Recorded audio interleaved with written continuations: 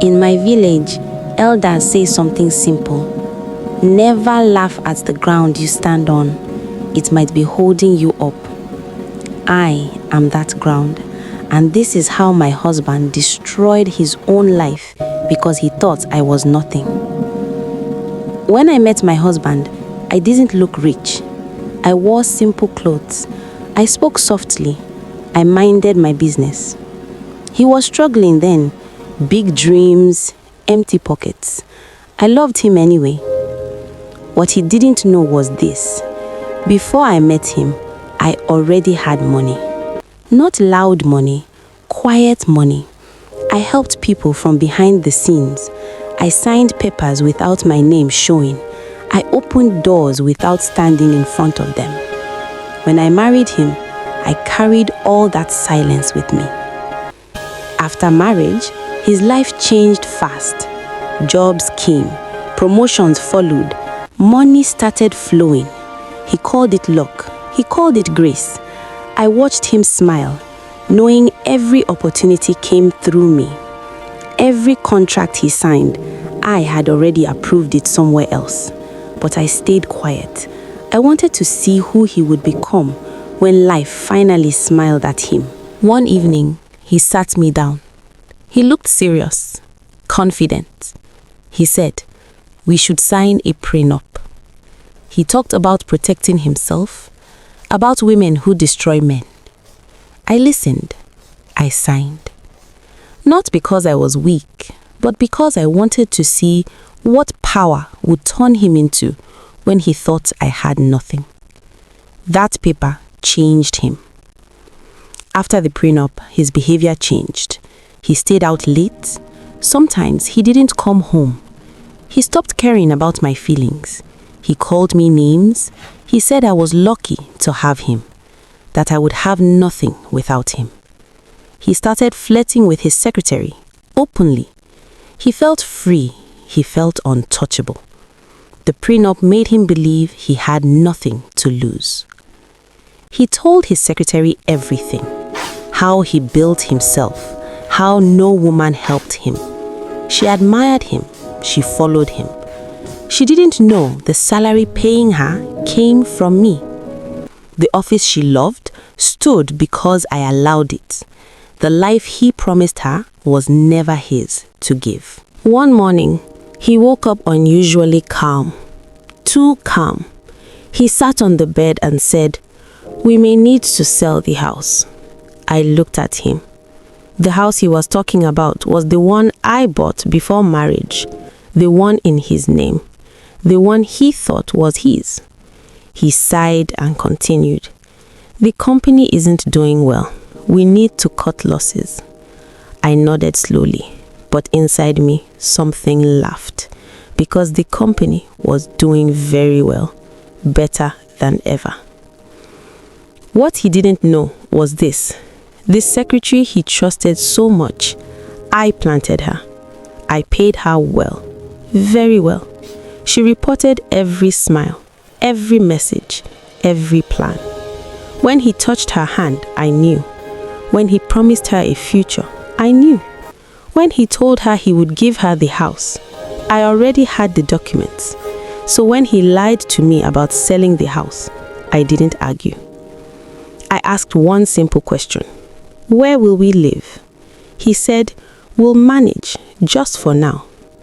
That was when I knew he wanted to make me homeless. 2 weeks later, he left home early, too happy, too dressed. By evening, the house was no longer ours. He had transferred it, not sold it, given it to her.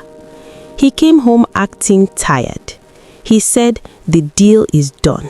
It was hard, but necessary. I cried, not because I was hurt, but because I was watching a man bury himself with both hands. 2 mornings after he gave the house to the secretary, he sat across from me at the kitchen table. His voice was calm, too calm. Why don't you go stay at your mother's house for a while? I need time to think, figure things out. I nodded. I packed lightly, not because I feared him, but because I wanted to see him reveal his true colors. He thought he had won. He thought he had removed me from the house, from the company, from everything. I left with a slow smile in my heart. I knew exactly what he did not.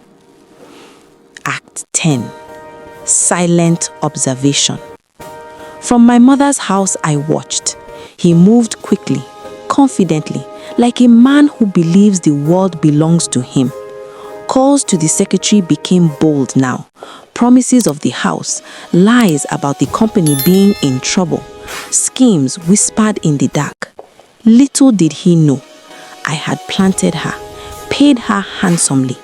Every smile he shared with her, every secret plan, I knew. I anticipated, I waited, and each day his arrogance grew.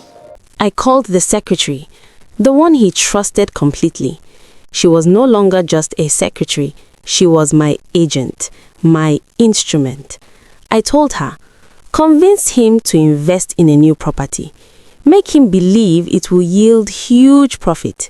He doesn't have enough money, so guide him to sell his cars. Make him think he's clever. Make him profit while I watch. She smiled. She knew the role. She knew how to play him like a puppet. And so, the trap was set. He came home, glowing with excitement. He told me about a property, a huge investment opportunity he discovered. It's perfect. It will double our money, he said. I nodded, slowly, carefully. He continued, unaware that I was already ahead of him. I just need to sell some assets to raise the cash, maybe the cars. It's okay. The profit will be enormous. Inside, I smiled quietly. He had fallen completely into the trap. Days went by. I let him plan. I let him imagine the profit. I let him feel clever. I let him believe he was winning. Every car he sold, every transaction he authorized went exactly where I planned. Meanwhile, I remained silent. I watched his confidence grow, and I waited for the exact moment when reality would strike him, and he would realize he had nothing. The secretary acted perfectly.